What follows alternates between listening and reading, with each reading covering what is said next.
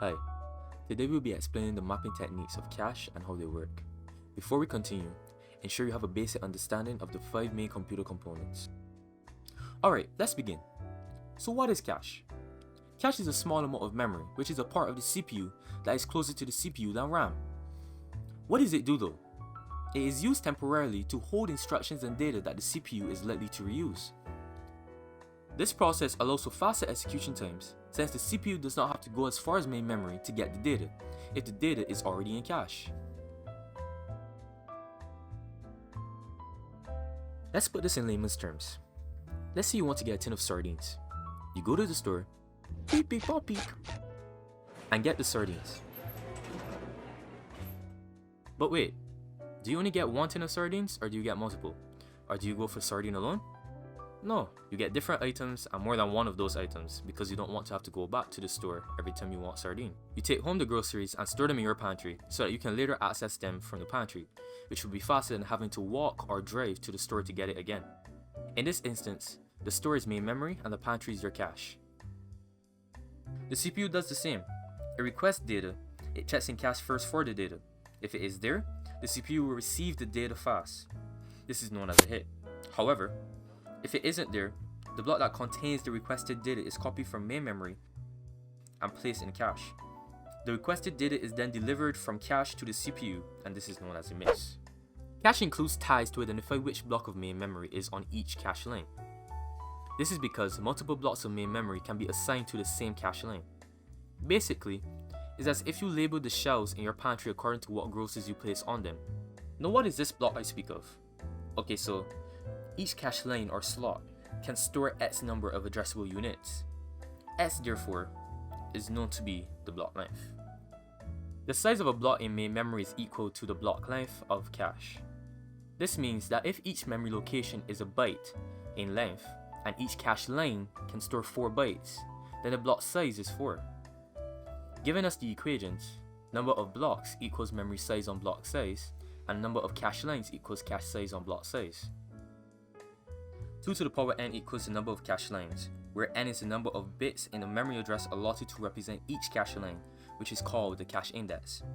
We also have 2 to the power n equals the number of memory blocks, where n is the number of bits in a memory address allotted to represent each block in memory, which is called the block index. Now let's have an example. You are given a 32 megabyte main memory and a 64 kilobyte cache. Each cache block is of 4 bytes, and the addressable unit in memory is a byte. What would be the number of cache lines and the number of memory blocks? Also, calculate the number of bits for the cache index and the block index. Pause the video and try to answer this question on your own. Here's the solution. Remember that the number of cache lines is equal to cache size divided by block size. Therefore, the number of cache lines is 64 kilobytes divided by 4 bytes, which is equal to 16,000. The number of blocks in memory is memory size divided by block size, which gives 32 megabytes divided by 4 equaling to 8 million. The block index is found by finding n in the equation 2 to the power n equals the number of blocks in memory. This gives the solution n equals log of 8 million divided by log of 2, rounded up, which gives 23. Same is done for the cache lines, given n equals log of 16,000 divided by log of 2, rounded up, which gives 14. Now main memory is a lot larger than cache, and we cannot place all the blocks in main memory into cache. This is where mapping techniques come into the scene. These techniques determine where each block is to be stored in cache.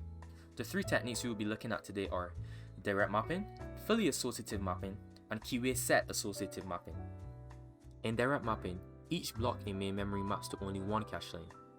The memory is split into 2 parts. The least significant part of the address is used to identify which location on the cache line the requested data is stored. This is known as a block offset. That number of bits is determined based on block length, where block length is equal to 2 to the power w, and w is the number of bits to represent an addressable unit within the block, whether it be a word or byte, aka the block offset. The most significant bits of that address are used to determine which cache line the block of memory will map to, and a form of identification to differentiate between that block and other blocks that map to the same line. These bits consist of the tag bits and the cache index. The tag bits are calculated by subtracting the cache index from the block index. knowing that the blocks that map to the same cache line do not share the same tag bits. So for example, you want to have beans for lunch, but you don't have any in your pantry. You go to the store to buy the beans, you buy a few cans of sardine, corned beef, peas, and beans. And normally you store these items on a specific shelf and only that shelf. You label the shelf showing that it stores those items and not any others. And when you want the beans, you go to the pantry and take a can of beans. In this example, the tag bits are the label that tells you exactly what groceries from the supermarket you place on that shelf. The block offset will tell you which of those items you want at the time of request, and the cache index will tell you which shelf to place that collection of items on. Now say we have byte level memory of 256 bytes and a cache size of 64 bytes with a block length of 4 bytes. If the CPU requests data with the address 00110101, determine how many bits are allocated to the tag bits, cache index, and the block offset. Also find which cache line this data is stored on, where on the cache line it is stored on, and what is the block tag in the cache. Take some time to pause the video and answer this question on your own. Using previous equations, we can find the cache index by dividing the cache size by the block size, which gives 16, and finding the log of 16 divided by the log of 2, which gives the answer 4 bits.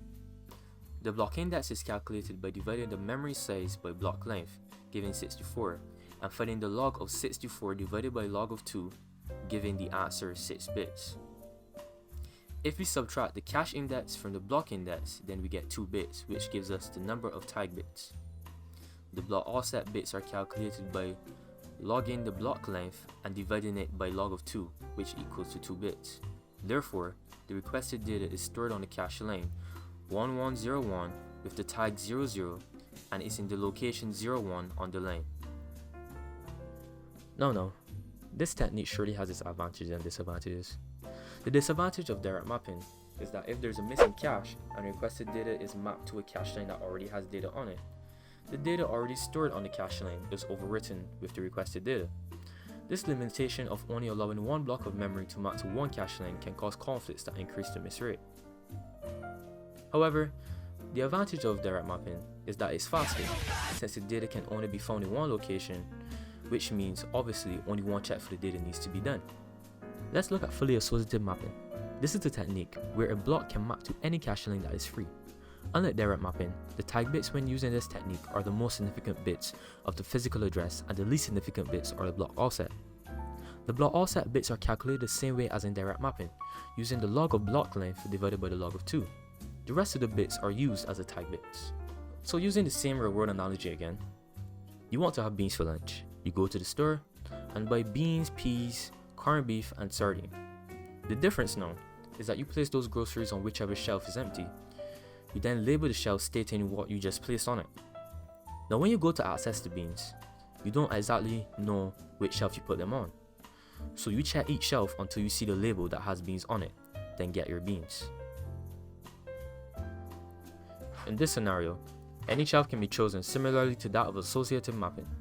And when you try to access the beans, the label simulates the tag bits, where a comparison is done with each label until it matches the requested item. Note with associative mapping, data is only overwritten when all cache lines are filled. Using the parameters from the previous question, determine how many bits are allocated to the tag bits and the block offset when using associative mapping. Also, given the diagram below, determine the data that is requested.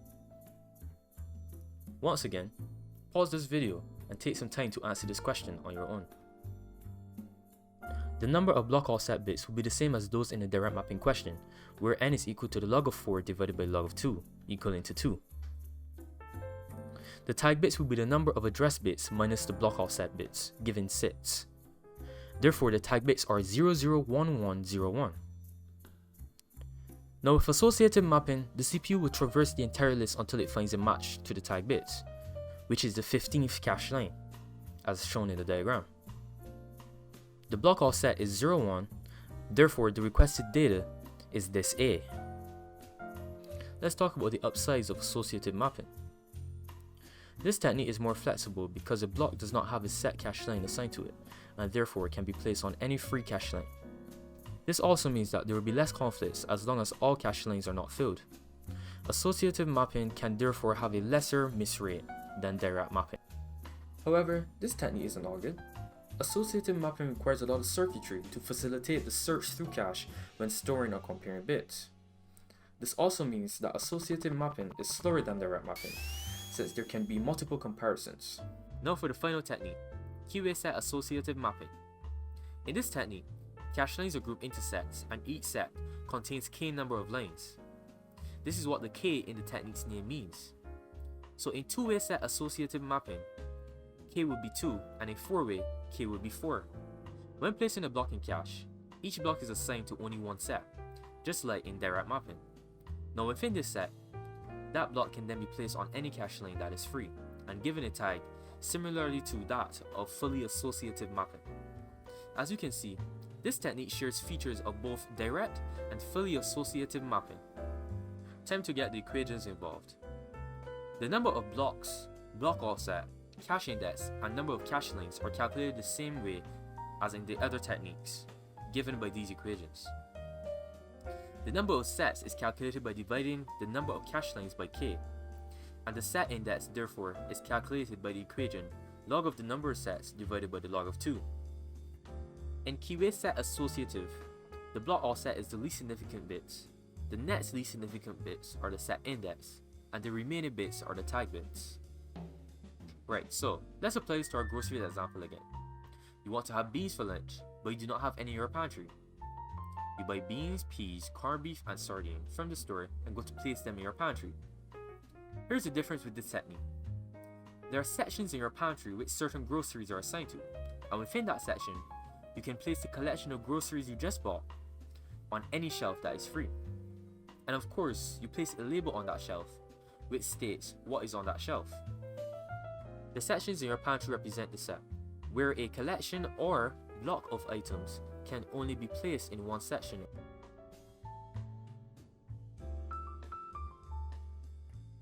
Let's have the final question. I promise, it's the last one. We will use the same diagram as before, along with the requested data that has the address 0001000. But now, you draw a diagram which shows where the requested data is stored if it were to be four-way set associative mapping. Also place the tag for that block in your diagram. Pause the video and try this on your own. Now for the solution. First, we calculate the number of sets. The number of sets is equal to the number of lines divided by k. Therefore, ns is equal to 16 divided by 4, which is 4 sets. Therefore, the number of bits for the set index is the log of 4 divided by the log of 2, which is equal to 2 bits. From previous questions, we got the block offset bits to be 2 bits. Henceforth, the tag bits are the number of address bits minus set index bits minus block offset bits. Given the equation, tag bits equals 8 minus 2 minus 2, and this is equal to 4. Therefore, the requested data is stored in set 10 and has a block offset of 00. The tag bits of that block therefore are 0000, and your diagram should be similar to the one here. Okay, so what makes this better than other techniques?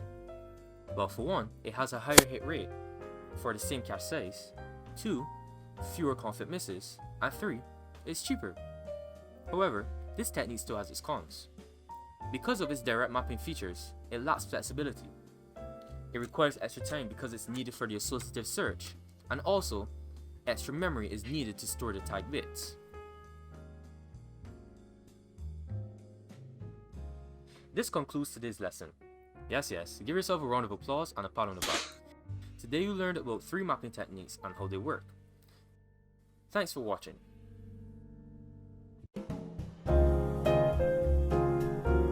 Wait, before you go, here's one last I'm just kidding.